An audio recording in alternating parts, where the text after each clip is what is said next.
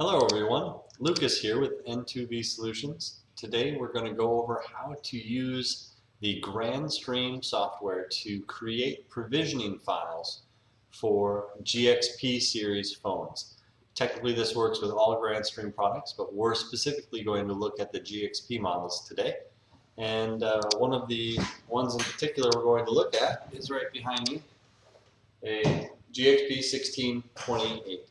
Now, each series of GXP phone can be configured using provisioning, and the provisioning file for each series is the same. So if you have any 1600 series phone, you can use the same config file. If you have a 2100 series phone, any of them, they all use the same config file. And we'll take a look at that as we go here. So let's look at what we need. Me here. To start, we're going to go to grandstream.com.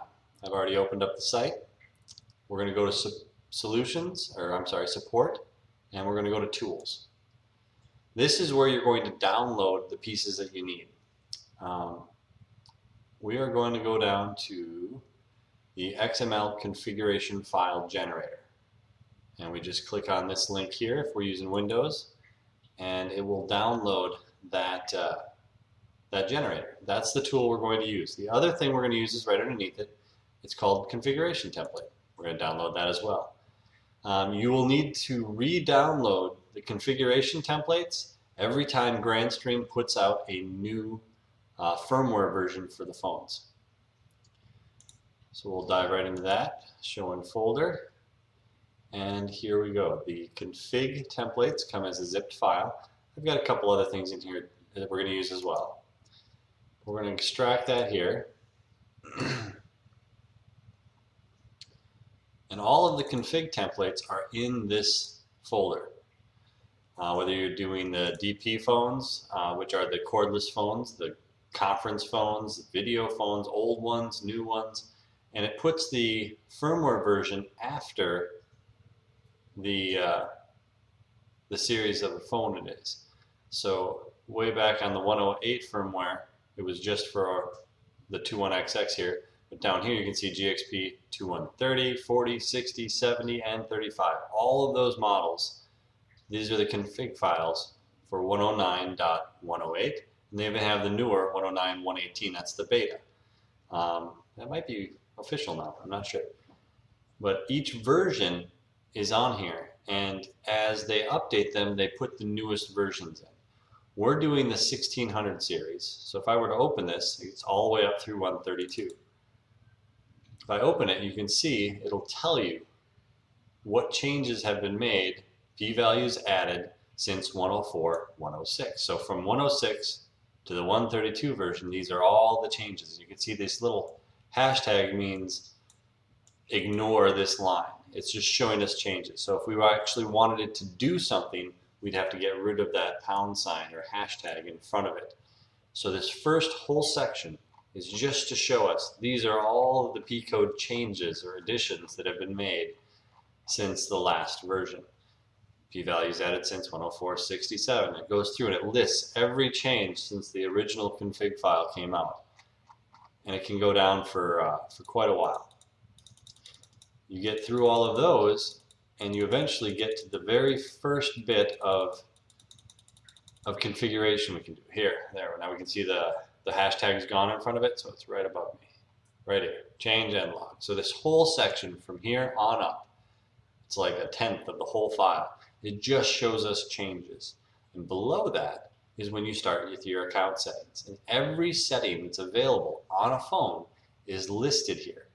If I want to make the account active, I set this code to 1, to yes for being active. If I wanted to make that account not active, I'd set it to no.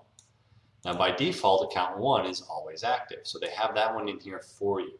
But all the rest are blank. SIP server, secondary SIP server, BLF string, SIP user ID, auth ID, password, name, all of that stuff you can enter in. And you have to punch in all of these settings throughout the entire file, and you can see there are a lot of settings. Account 1, account 2, account 3. If you have the 2170, you can have up to 6 accounts. And then it goes through all of the maintenance, all of the time zones, security, provisioning, all of it is in here. Even certificates, all that kind of stuff, phone books. You can program the code, the settings for every single thing this phone has. And you can do that for every type of phone that's in here. Now, as I was saying, if you have a 2130 phone, this thing's still going to have the settings for the 2160. The 2130 phone is only a few accounts, but the 2160 is 6 accounts. And so it'll only use the settings that are relevant to that phone. So if you have a setting in here for account 6, but it's the provisioning file is for a 2130, it's just going to ignore it. In the same way, the P codes carry through. To show you that real quick, I want you to see this is a GXP 1600 series, right? And if I go down and pick a random setting that's on this phone, we'll say, there we go, count 1, SIP settings, SIP registration. P31 is for SIP registration. If I go into a 2160 and I look up P31, I can do Control F to find and type in P31 SIP registrations and our count with 1 SIP settings. It's the same P code for the same setting, even though it's 2 different types, 2 different models of phone. And for the most part, they carry through. So if you have a P code that's for the 2130, it's likely the same P code for the 1600 and the 1700 and the 1400. It's possible it can change. It usually doesn't. So after you have your config templates, I'm going to back this up to the downloads folder. You pick the one you want and you put it in a folder of your choosing. In this case, I've grabbed the 1600 config and I've got it in my folder already, so I don't need these config templates that I downloaded, so we're going to get rid of them. The other thing we downloaded was the XML configuration file generator. Again, I've already downloaded this. I have it sitting in this folder here that we're going to work on, but I want to show you what it looks like when you download it.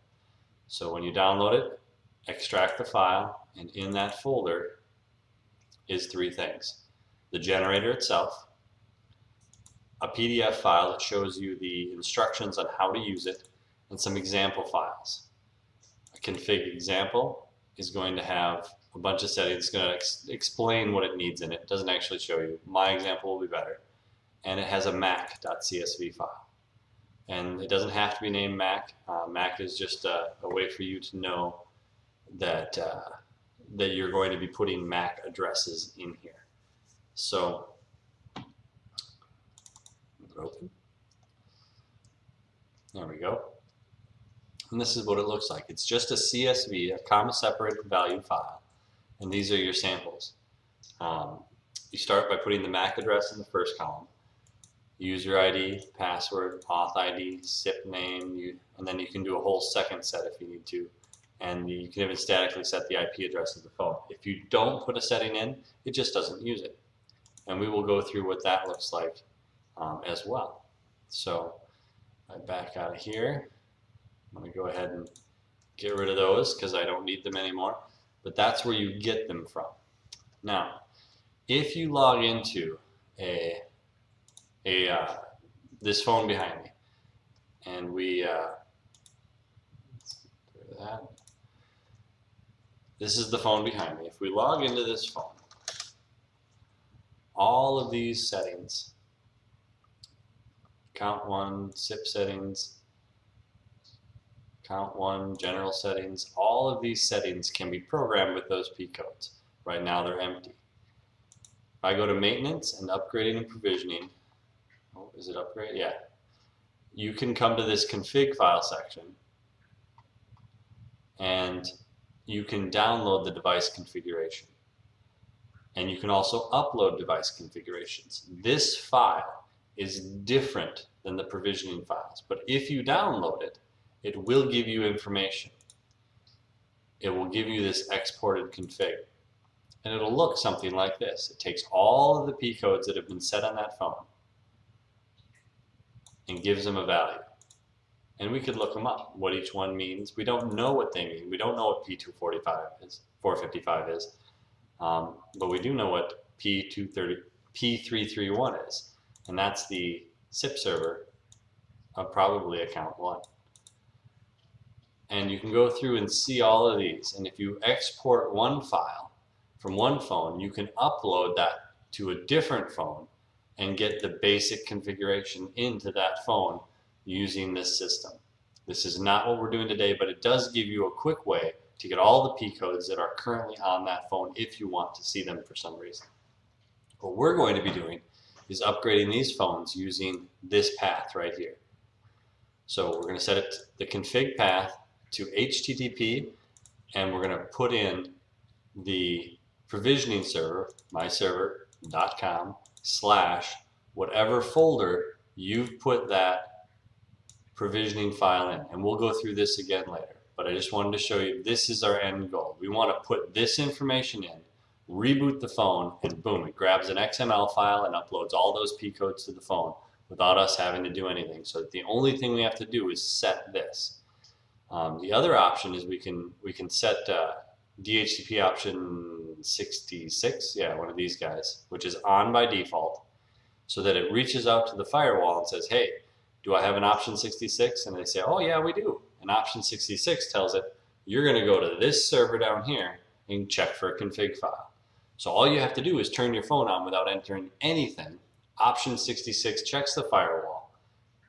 The firewall tells it, go here to this provisioning place. It finds its config file, downloads the config file, and then puts in this config server path for you so that every time it boots up again, it checks for a new config file. So that's what our goal is here. We're going to start, like I said, you download those two files, get the generator in a folder with a default config file that you want for basic settings, and a MAC file of all the phones you want to upload, and we're going to use those three things to generate our XML files for provisioning. So without further ado, we'll move on to doing that. All right. Let's go through how to generate and use your provisioning files for Grandstream phones.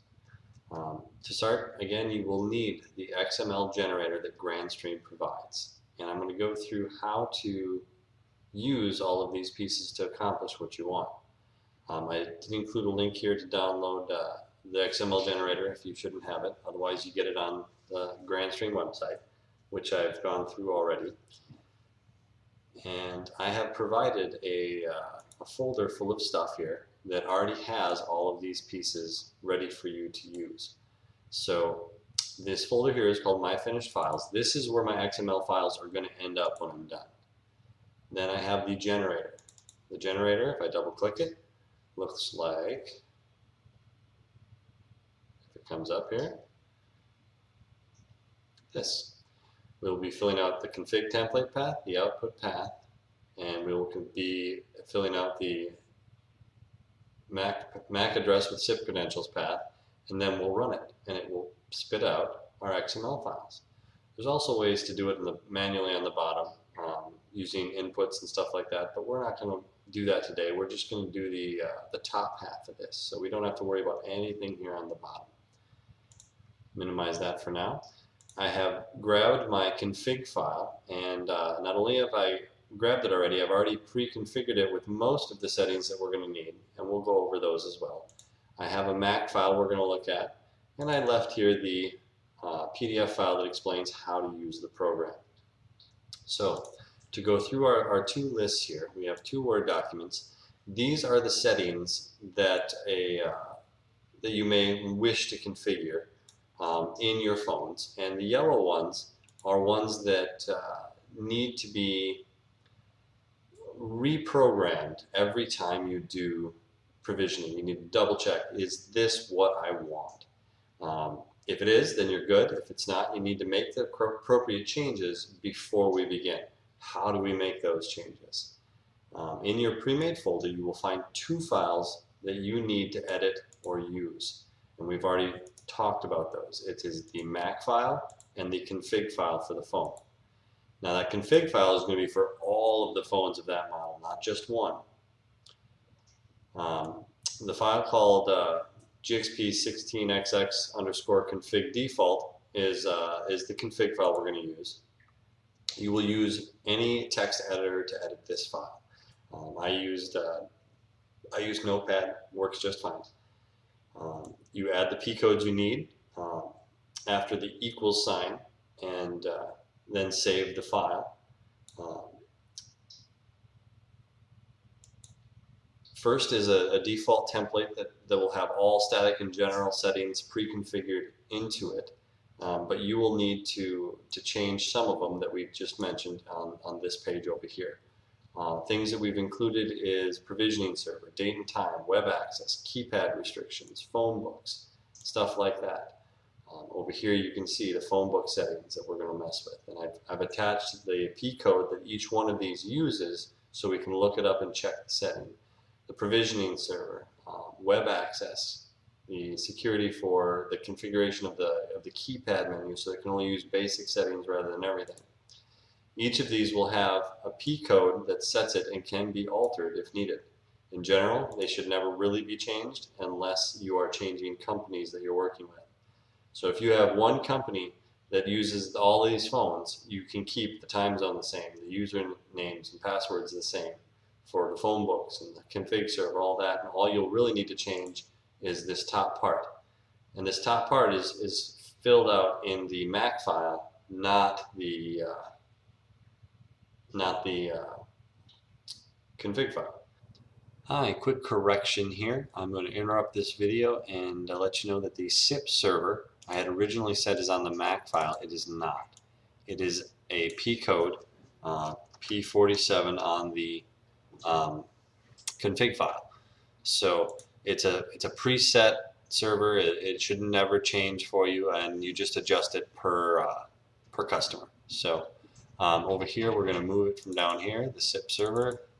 Ooh, too much. Get that out of there, and that does indeed come up here to join them. Oh, here. SIP server. So we're just going to move that down there so you guys can see that change. Everything else is still the same, but the SIP server is on the config file and not on the Mac. So make that change and correction and continue with the rest of the video. So everything from settings on down is configured in the config file. Along with these settings, I have included a list of my personal favorites that I use when it applies. It doesn't always apply, but oftentimes it does, and I will go through those as well. So the other file is called a MAC file. Mac.csv is what it's called. Use whatever you prefer to edit CSV files with. I use Excel, works fine. You can use any other, you can use Notepad even, as long as you can edit the file correctly. You will see sample entries or old data that you can copy over or remove in this file, and that is okay. You do not need to leave anything in this file except for the titles, which I'll go through as well.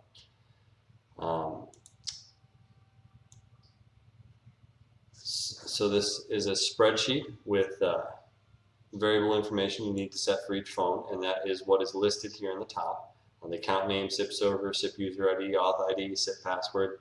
The SIP server could actually stay the same if it was going to be with different phones, and that would be okay, but everything else should change. To create these files, let's take a look.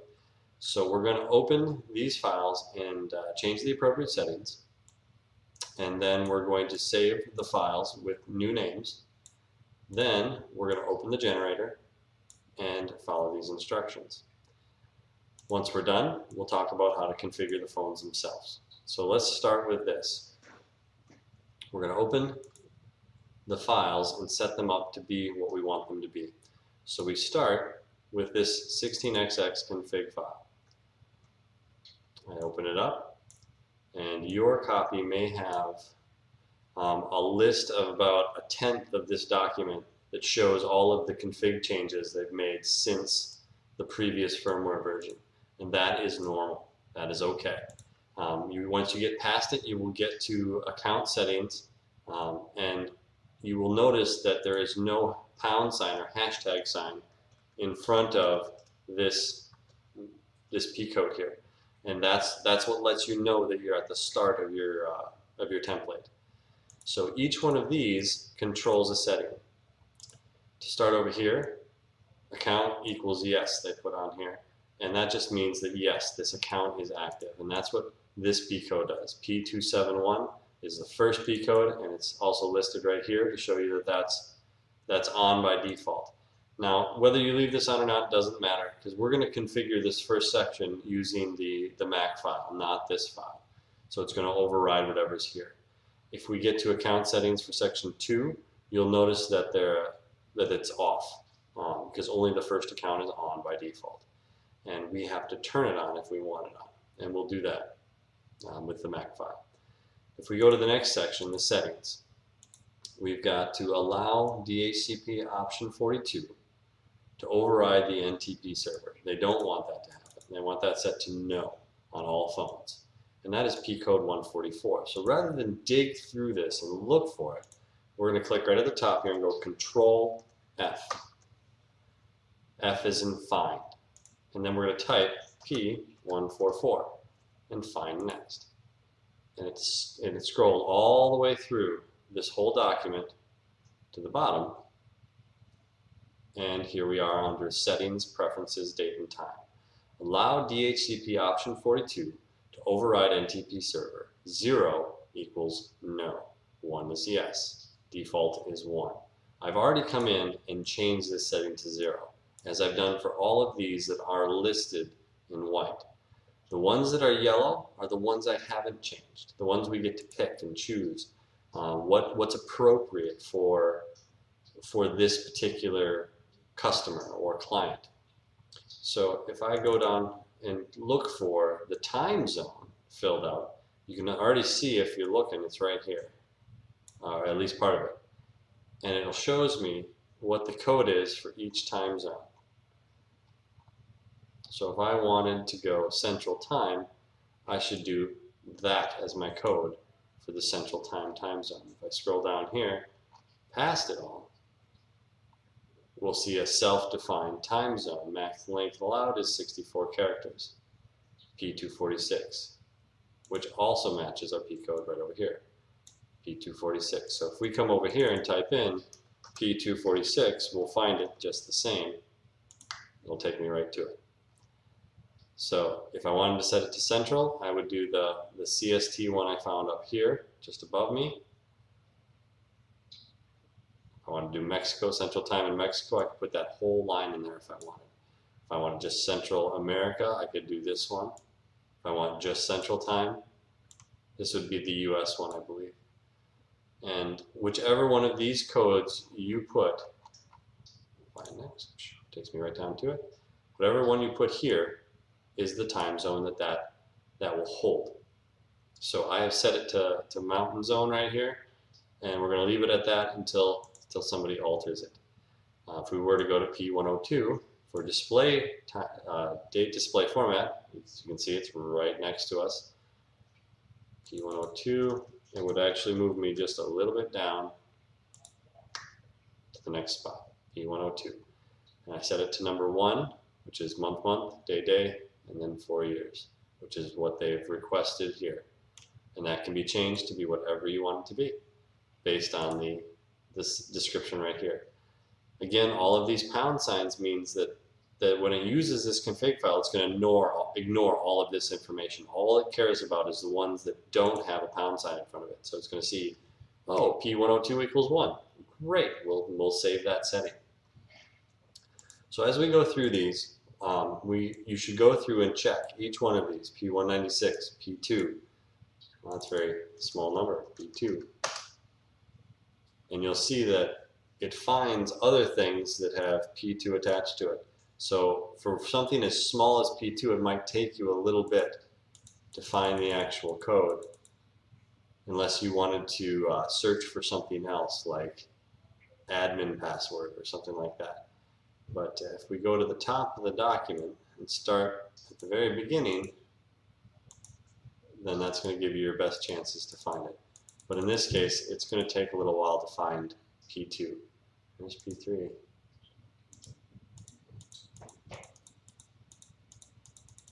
Which I'm not going to do right now.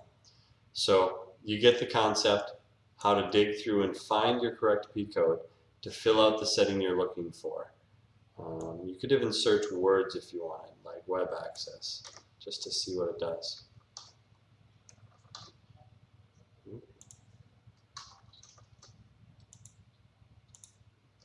Maintenance web access. And there's P2. So there's always a way to find it differently. You could have searched admin password and you'd found it. Web interface would have probably found it. So there's other options than just the P codes to search. You can Control F and search anything you want. Once you've set all of these to be exactly what you want in this file, you can go through the extras.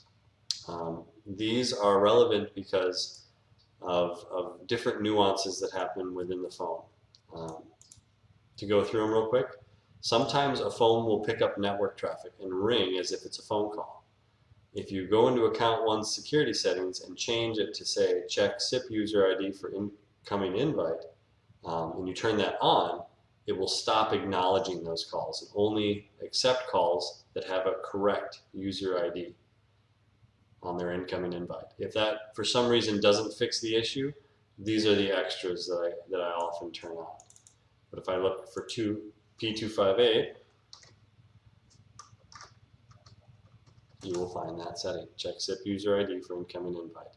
I have set it to 1, and I have left the rest at 0.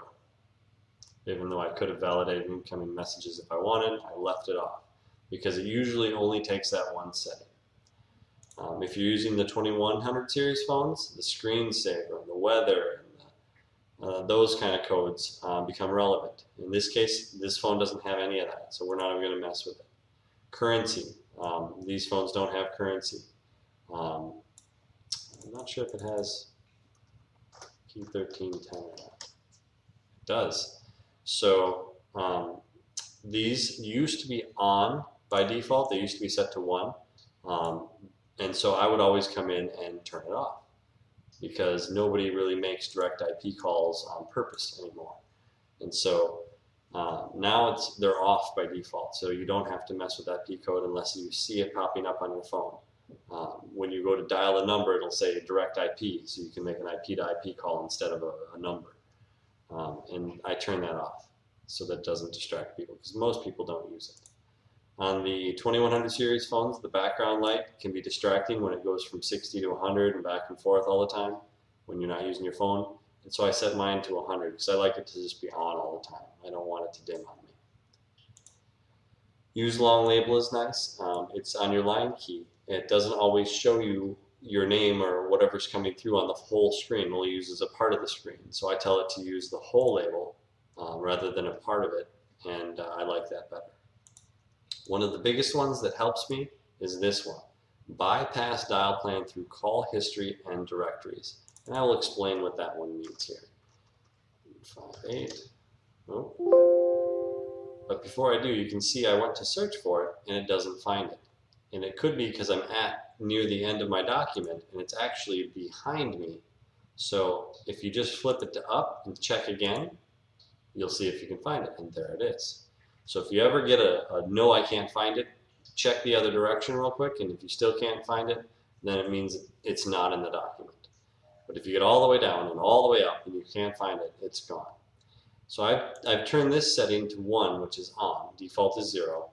And what it does is if you get a call from somebody and your phone doesn't know what to do with the number, like maybe your phone only is allowed to dial 10 digits. So if it sees an 11-digit number, like 1 in the number, or if it sees the plus sign, +1 in the number in your call history, it doesn't know. It's like, what do I do with a plus sign? So it just doesn't send the call. But if it picks up the call from your call history, like your missed call list, it's going to say, you know what? I don't care if I know what to do with this number or not. I'm going to trust that the phone system, not my phone, but the phone system knows what to do with it. So it sends the call anyway because it came out of your call history. Or if you saved it in one of your phone directories, if it didn't know what to do, it would say, well, I trust my directory, so I'm going to send the call anyway and trust that the phone system knows what to do with that number. And so that's what that does. It allows that to happen without having to log into every single phone and make a unique dial plan to allow for those numbers. And I like to add that one. So that's my list of P codes that you can add or not add based on if you like them or not. I will try to remember to put that in the description as well so you can use them as needed. So once you get done with your config file, we're going to say this one's done. You save it and close it. Then you go to your Mac file, mac.csv. Now, if you're going to make a lot of these, I'm going to rephrase what you should do here. If you're going to make a lot of these files for a lot of different clients or different customers, then you need to save this one as a read-only and make it so that nobody can ever fully copy over it. And then when you make all your changes, you save as a new file. And you would come in and be like, okay, this is my default, so now this is my config file for, rather than my default, it's now company A. There we go. And then we come into our default Mac file. And you can see here we now have company A and we have default. Doesn't always like to open quickly. All right. If you hold down Shift, you can highlight across the whole bit. And then if you double click between the lines, it widens them to the widest name. It gives each one the ability to be read, which is kind of nice. Now, the first column is for your MAC addresses of your phones. So you need to come in here and enter the MAC address of every phone that you would like a provisioning file for. For each individual phone, you give it an extension number. That's the user ID 1. That's your extension number. 99% of the time it's your extension number. Technically it can be different, but it should be your extension number. This password 1 is your SIP password for that extension number. If you're using a Grandstream phone system, you can go into edit the extension and find all of these. They should be complex. They need to be complex. If they're not complex, this is the password people will use that will hack. They'll use it to hack in and start making calls on your behalf. This needs to be complex to stay secure. Make sure your SIP passwords are complex. Your auth ID can be different than your user ID. By default, most phone systems keep these the same. But when you get a company that would like to add extra security, they don't let their auth ID be the same as their user ID. It adds an extra layer of security. If you haven't done that, then your auth ID is the same as your user ID. And then their SIP name is whatever name you want that phone to have, that extension on that phone to have. So this has no relevance to whether you can or cannot make a call. It's just visual. You can do a whole second extension, and you can also statically set the IP address. But I'm going to leave those blank because we're not going to use those. Once you are all done filling out your information, again, if it's a pre-made template, don't save it over the top of it. Make it read-only and make them save as and give it a new name. We're going to call it Mac A for company A. Yes, keep using my comma separated value format, and then I close the file. Now we have our company A config file, and we have our Mac A CSV file, and we go to our generator. Configuration template. That is our config file. As it goes in, you can see that it won't even notice the Mac files. It just looks for anything that's TXT file. And we're going to use the one for company A. The output path, where do I want these to end up?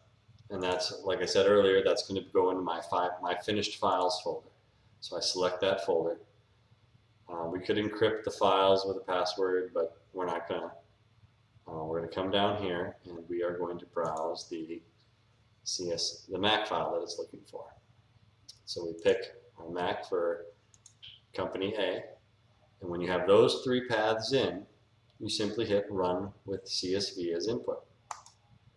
It grabs the config file, it grabs the Mac file, takes the relevant information, puts them together, and kicks out an XML file for the MAC address of each phone that you want to use. So if you had 100 different MAC addresses in this file, you would have 100 different files in this folder. These files are the files you put in your provisioning folder on your provisioning server that the phones are going to eventually point to. It will look and it'll find its MAC address, it will get its credentials, and you'll be good to go. If you try to open an XML file, most computers won't know how to do it directly, but you can see here each P code has a value. P270, that was my name, I put Johnny in there. The black ones are all the pieces that it changed and where it put them in. Passwords, usernames, auth IDs. All that information gets put into this provisioning file with information next to it, but that's all hashtagged out so it doesn't care. It's just looking at the P codes all the way through, and it's a long file. Now, XML files, you can't just come in and edit. It doesn't work like that unless you're, it just doesn't work like that. You don't go in and try to change the XML file that you've already got here. If you decide that phone needs a different provisioning file, you come back here, remake its config file, give it a MAC address file, and recreate the file using the generator. So my recommendation is to not let this folder, my finished files folder, be your provisioning folder. Let it be something separate. You come in and you take these files and you cut them out of here and paste them into your provisioning folder. So the next time you come in and make new files, it's an empty folder that you have to work with every single time. Once you get your provisioning files in the folder of your provisioning server, you come and do how do you configure your phones. Well, to start, if it's not an out-of-the-box phone, I would factory reset the phone. Verify that the files are in your provisioning server correctly. You have two choices. You can log into the phone over the web interface, or you can try to do it on the phone interface itself by going to settings, advanced settings, and upgrade. In fact, I'm going to double check that right now.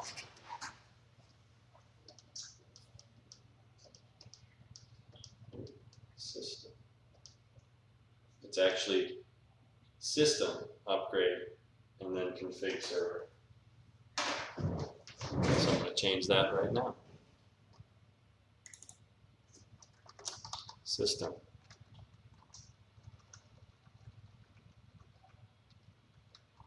Upgrade config server. That's on the 1600 series. The other one was for a different series phone.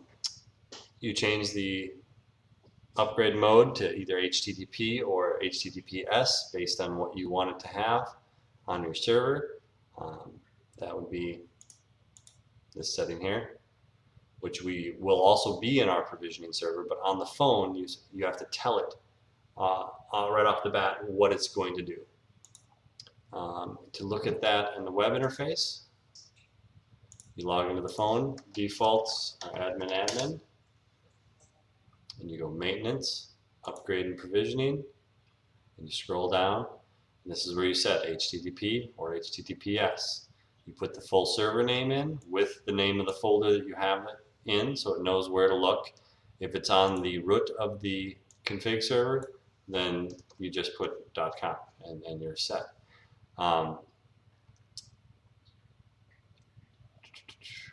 When you save and apply and then reboot the computer, it's set right here, firmware upgrade and provisioning. Always check for new firmware. So every time it boots up, it's always going to check for new information. And if it sees that config file, it'll download it, it'll upload all the settings to the phone, and away you go. If you set it in the phone itself, that works just the same way. It's still HTTP or HTTPS, it still needs the server address, and then you save and you reboot the phone. The phone will boot back up and look the same. It can take a few minutes to grab everything. I'd say give it 15, it should only take a couple, but it should grab it and you should be good to go. I'm messing up my files here. Oh man, we'll fix that later.